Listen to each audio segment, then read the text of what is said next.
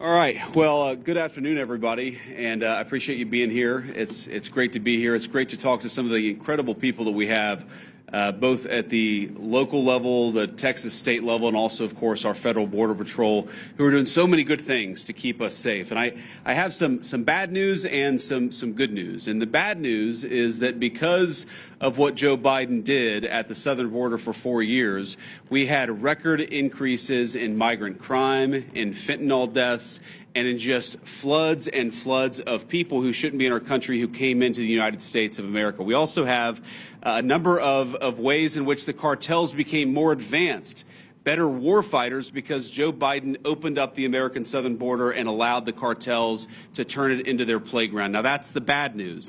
The good news is, as President Trump said last night at the State of the Union, it turns out we didn't need new laws. We didn't need fancy legislation. We just needed a new president of the United States, and thank God that's exactly what we have.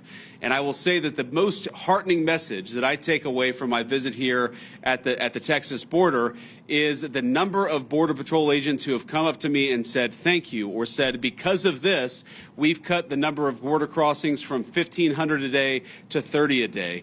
Or the people who have come up and said we've seen a reduction in 85% of the number of people who are dying at the American southern border. And every single day that we continue to keep this border safe, that means less migrant crime, that means less fentanyl coming into our communities, that means more safety and security for the people of the United States of America. And of course, we know the border problem, the border crisis under Biden's administration was a national crisis, but it acutely affected the communities right here. And I've already heard heartbreaking stories of people who are still picking up the pieces, local mayors who are still dealing with the budgetary consequences of what the Joe Biden administration allowed to happen at the American southern border. And that, too, is something that President Trump is going to help address, help fix, and help solve.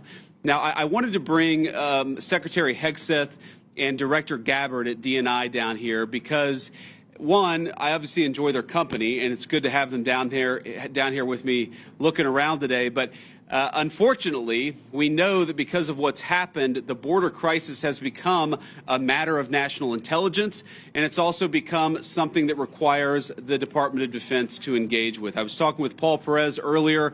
The drone technology that the cartels are using requires, unfortunately, a military response and military support. So it was important for Secretary Hegseth to see what's going on, because we know that the millions and millions of people who were let in over the last 4 years, many of them are connected to foreign terrorists. It's important for our leader of national intelligence to get a sense of what's here on the ground. So before we take questions from the press, and all of us are willing to take questions, I want to give Secretary Hegseth and then Director Gabbard an opportunity to say a few words themselves. Mr. Secretary. Well, Mr. Vice President, thank you very much for inviting us. It's great to be here with you, with the director, with our fellow friends in civilian clothes and in other shades of green. This is a demonstration of a true partnership on the southern border. As President Trump has made clear on the campaign trail and from day one and last night, border security is national security. And from the Defense Department, we've watched for a couple of decades other people's borders being secured while ours was open for an invasion of drugs and of violence and of chaos for American communities. That stops under President Trump. And the Defense Department has assets that we can bring to bear, not just troops, not just surveillance, not just equipment, but actual planning and capabilities that enhance what Border Patrol is already doing, which is why it's been incredible to hear from our partners about what we've been able to allow them to do, facilitate them. And we've seen it in the numbers. 98% drop in crossings on the southern border. We're not yet at 100% operational control, but we are on our way because that is the mandate that the president has given us. So more resources are coming to this border.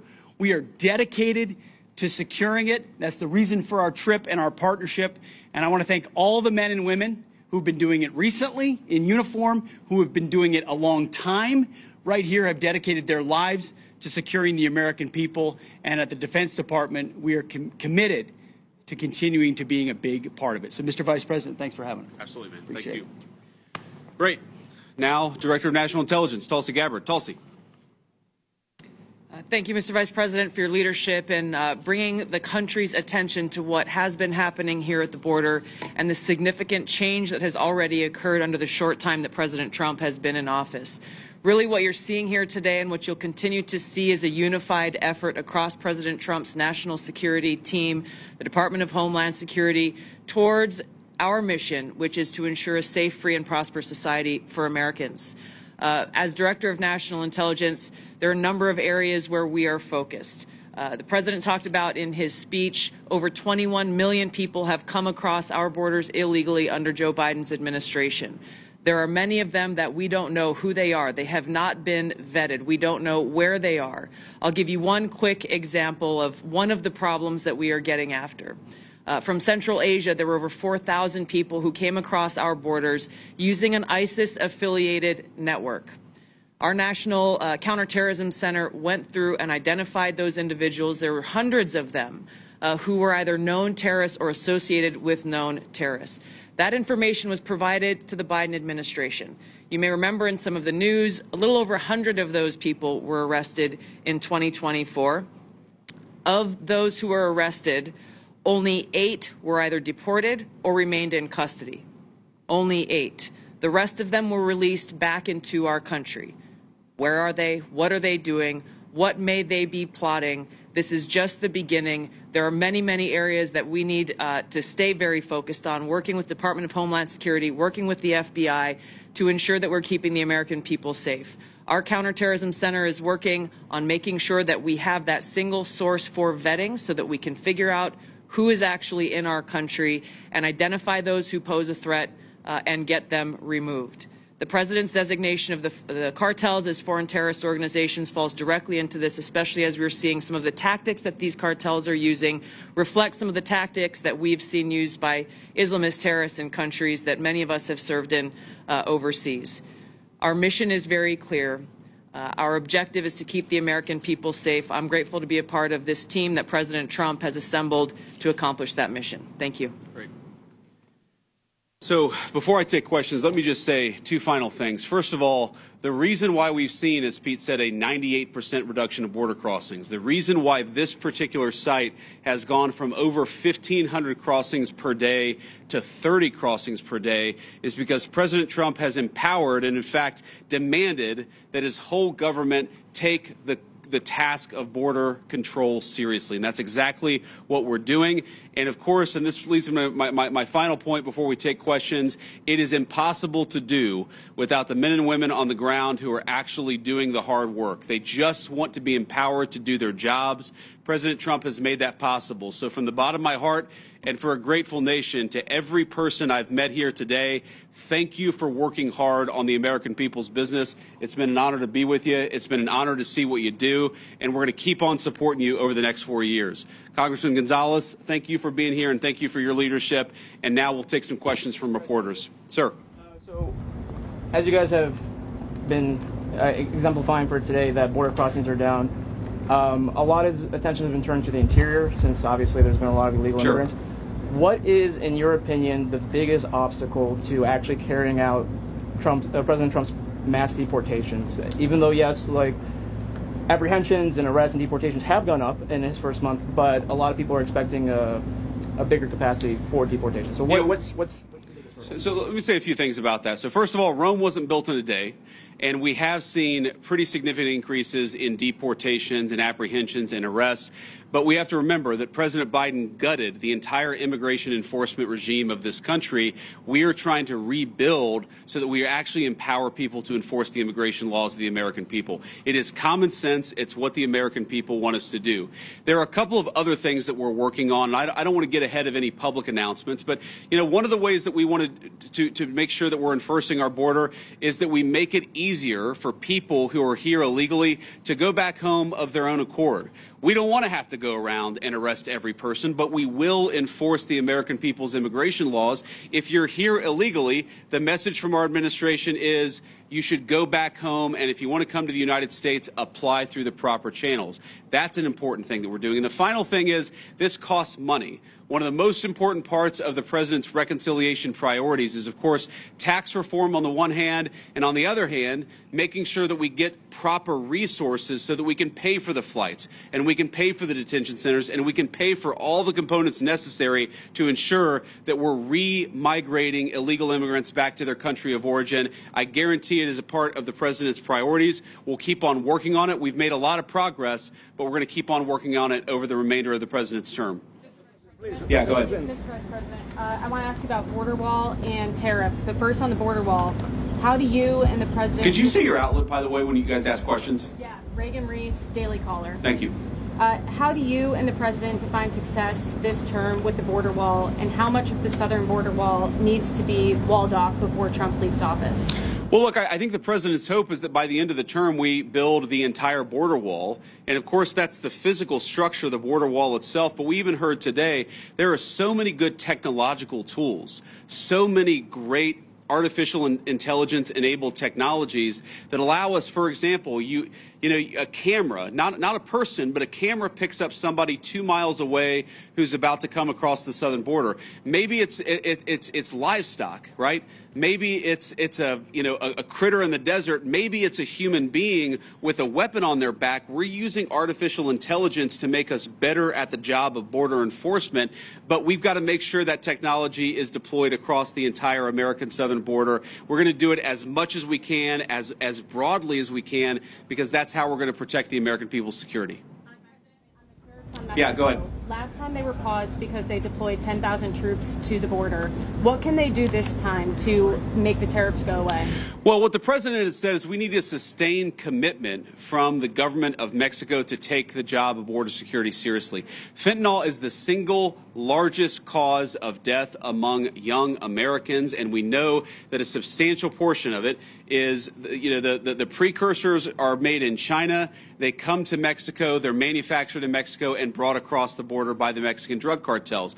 We want to see fewer Americans dying of these terrible fentanyl overdoses when we're going to apply as much leverage as possible to the Mexican government as possible. In some ways, look, the president obviously cares deeply about the American people. He serves the American people first.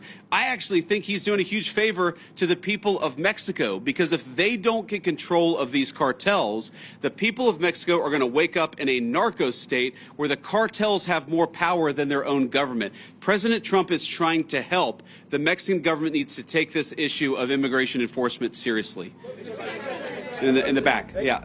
Mr. Vice President, Ali Bradley, News Nation. So since the designation of the cartels as terrorists, does that give the United States the green light to go into Mexico and to strike them there? I mean, right now, obviously, they've struck in the Houthis in Yemen. So why not, when we've seen cross-border violence, go after them in Mexico? And then my second question is about a designation. I'll follow up on these. Go ahead and ask the second question. Why isn't the Juarez/La Línea cartel designated when it's in one of the most deadliest places on the planet? Juarez has been designated as one of the deadliest cities. It's right across from El Paso. We've talked to community leaders.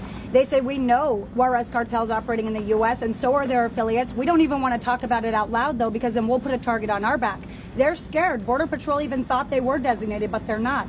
The State Department didn't tell me why. So on that, we're looking at additional organizations. Obviously, this is the determination of whether to determine a particular organization, a terrorist organization, is something that we consult with our leaders of the Department of Defense. We also consult with our friends in other governments. We maintain the optionality to designate further organizations, terrorist organizations, if we feel that we need to in order to protect the American people. And I think President Trump has made it very clear he's not going to be shy about designating some of these cartel organizations as terrorists if he thinks he has to protect the American people. Your first question was about... American forces to strike. Oh, sorry. Yeah. So look, I'm not going to make any announcements about any invasions of Mexico here today. The president has a megaphone, and of course he'll speak to these issues as he feels necessary. But what designating cartel organizations allows us to do is deploy the full resources of the United States military to engage in serious border enforcement. Of course, the president is going to make the determination about how we deploy those forces. But our hope is that Mexico takes this job seriously. We don't want to have negative relationships with the Mexican government. We want the Mexican government to help itself, but also in the process to help the American people by taking these organizations seriously. It's going to destabilize the entire country of Mexico, the entire government, if they don't take it more seriously. We're hopeful that they will. And if they don't, then of course, we'll figure out what to do from there. So, you just mentioned something about invasion of Mexico. Is there any talk or any thoughts about actually U.S. military forces going into Mexico? No. Next question. On tariffs, are any other industries other than automotive reaching out to you guys to carve out special deals? And did the automotive industry know this was coming before today?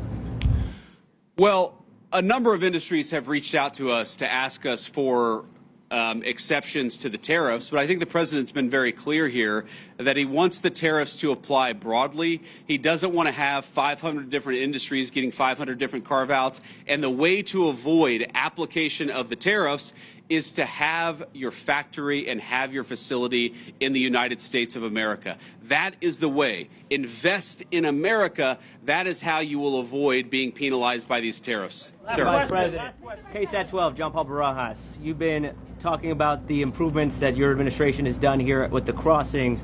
Can you talk about the decline prior to President Trump taking office under the Biden administration?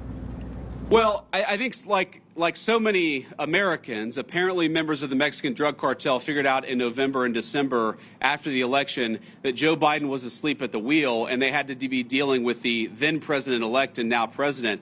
If you look at what drove the declines before the inauguration, people will tell you they knew that Donald Trump was coming back into office. They knew he was going to take border enforcement seriously. And so they were already getting ahead of actually cutting down those illegal crossing numbers. We saw that from the Mexican government, of course, because we were threatening some economic sanctions against them. But we also saw it from the cartels themselves.